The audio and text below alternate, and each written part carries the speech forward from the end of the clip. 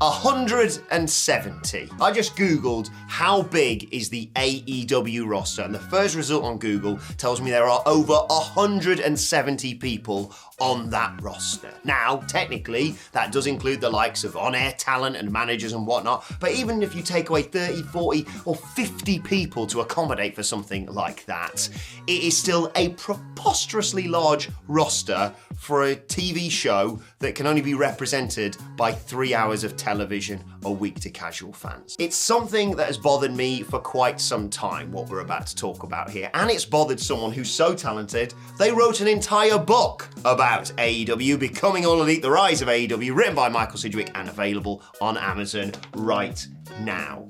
We hold AEW here at WhatCulture to a higher standard than WWE. I'm not going to sit here and compare roster sizes with Raw or SmackDown or the whole of WWE or anything like that, because I don't think it's fair to compare the two, because I think AEW is probably generally in most areas better than WWE, hence why when we criticise them, it's not because they are getting worse than the company that's kind of lost its way over the last few years, it's because we know what they are capable of achieving because of the first few years of AEW. But if you search your feelings, you know this is true. In recent months, they've kind of lost their way a little bit. Tony Khan's manic booking of Dynamite and Rampage has been somewhat exposed. I mean, the women's division, where do you start with something like that? I suppose a microcosm for everything I'm about to talk about is something like the Owen Hart Cup. It was great, in parts. There were some flashes of genius, like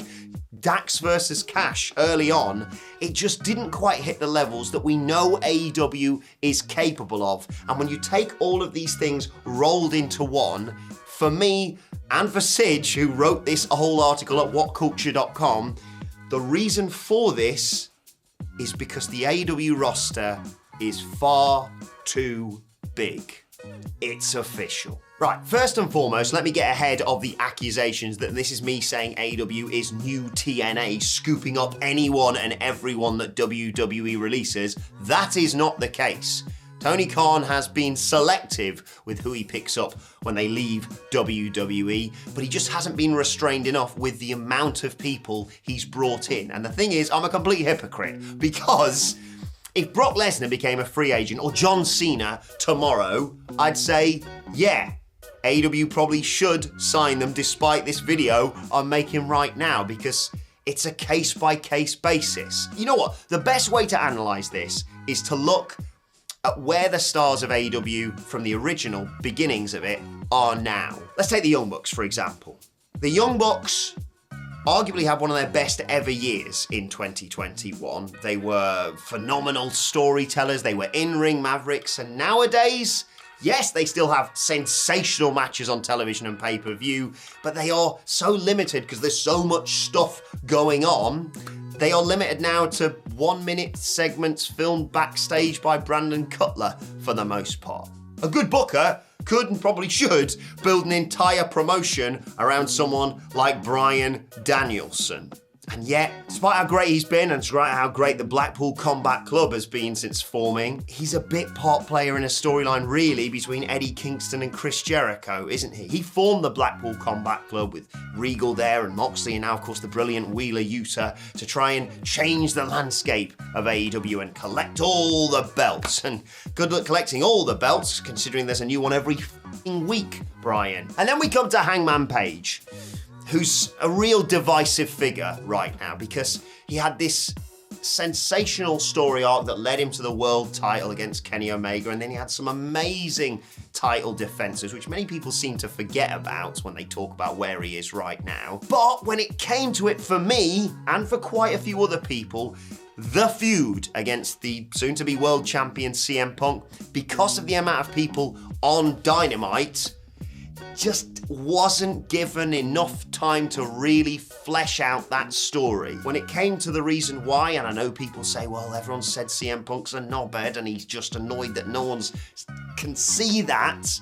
When it came to that, and he dropped those pipe bombs on CM Punk on Dynamite, I just didn't feel like we'd had enough of a story being told to us to really buy into it. AEW Dynamite has gone from, for me, water cooler television that everyone has to talk about in the immediate aftermath to like this streaming service with too much choice. And then we come to my best friend, Maxwell Jacob Friedman. He was someone who you could see evolve into the megastar that he is right now before your very eyes on AEW Dynamite. He is someone who, in the words of Jim Ross, maximized every single minute he was on television in feuds with Cody and Chris Jericho, and in my opinion, the best feud AEW has had in CM Punk versus MJF,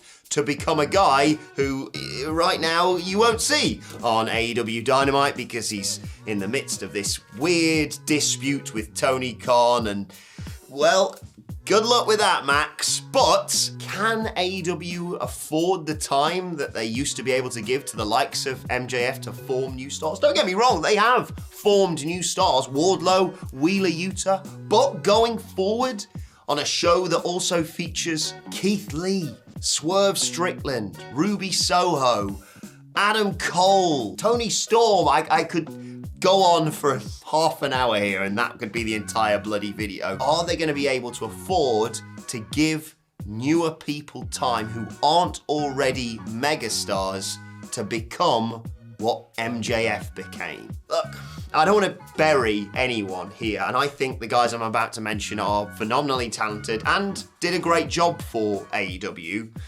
But should they have been advertised as major surprises? The likes of W. Morrissey and Big Damo and Johnny Elite. The problem you have is when you keep doing these things, the audience sort of becomes desensitized to it. So much so, right, when we first started talking about the Forbidden Door and this partnership between AEW and New Japan and these dream matches and suggesting who could show up on AEW television, you said, imagine seeing Will Ospreay go up with, take your pick from the AEW roster. And his arrival, United Empire's attack, it was dramatic, but was it earth-shattering? Has it become so much so now that the size of this roster and the amount of surprises and shocking moments has meant that now the only really big moments when it comes to this Forbidden Door clash between AEW and New Japan are going to be if Kazuchika Okada shows up. And let's not forget, Tony Khan's booking has suffered as a result of this roster bloat as well, because he just has to fit so many things onto this 2-hour wrestling show that nothing is allowed to breathe. And in terms of match setups, it's ruining something that was really exciting when AEW first launched. This ranking system, this fact that WWE would just be like, bollocks, this person's the #1 contender. No!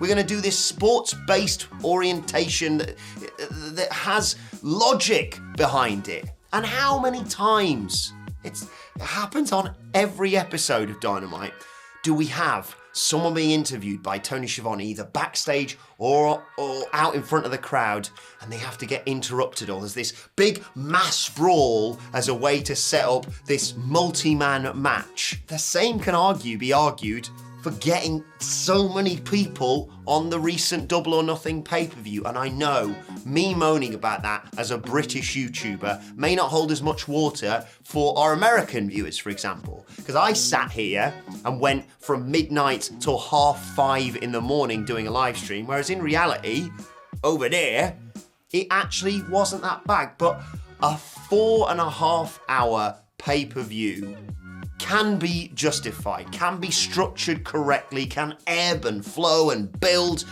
perfectly. But, admit it didn't need to be that long.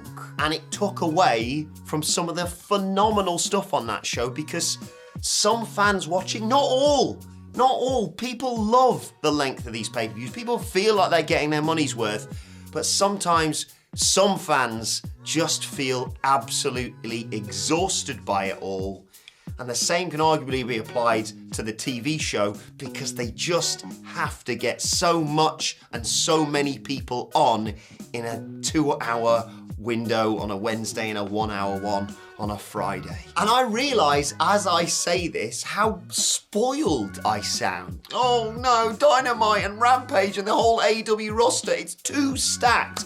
But Tony Khan's job as a booker is to effectively book his wrestlers as stars and make storylines feel like the most important thing in the world. And to a certain extent, that just isn't working anymore.